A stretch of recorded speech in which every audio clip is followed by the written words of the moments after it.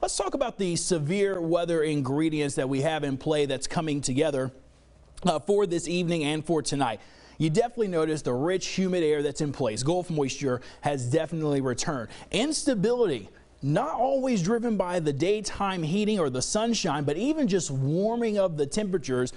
I almost put a check mark here or a question mark on this, but we'll keep it at a check mark because we are starting to see that instability begin to increase. Wind shear and lift, those are evident as well. Although they are weak, there's just enough spin in the atmosphere and enough wind shear that's changing direction and speed as you go up into the sky.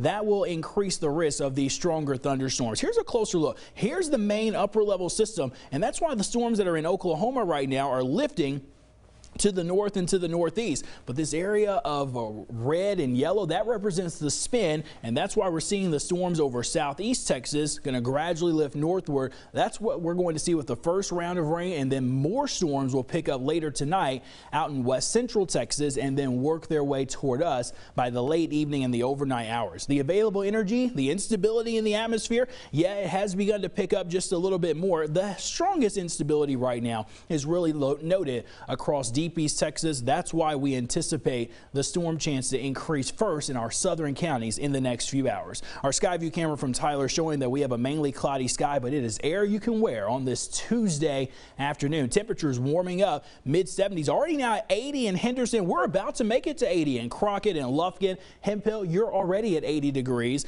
and the richer moisture is across portions of deep East Texas, and it's all fueled by this southeast wind instead of it being out of the northeast like it was on Sunday and yesterday.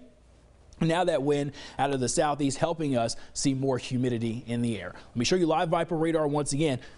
Here in East Texas for now, we are just fine, but storms are going to get closer to deep East Texas here very shortly. Notice here, ongoing storms from near the Woodlands coming up near Cleveland, working its way into Jasper and Newton counties.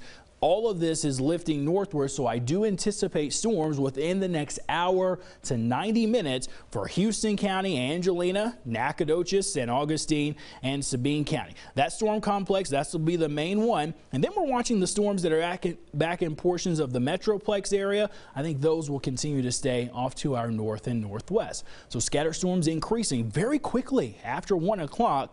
And then more storms moving in late evening and especially as we get into the overnight. Primary concern is going to be heavy rain, but as far as severe potential, damaging wind gusts, maybe an isolated tornado, large hail cannot be ruled out either. Let's walk you through futurecast once again.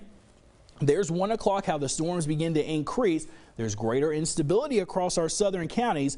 That's why we'll see these storms begin to move in, and they will lift northward. Maybe some hail in these, maybe some gusty winds, but probably more so just heavy rain and a lot of lightning. You notice that timetable of those storms picking up as kids get out of school. So something to keep in mind for our school administrators. We'll have some storms in the area. Definitely watch those precautions. Can't rule out a severe storm with that.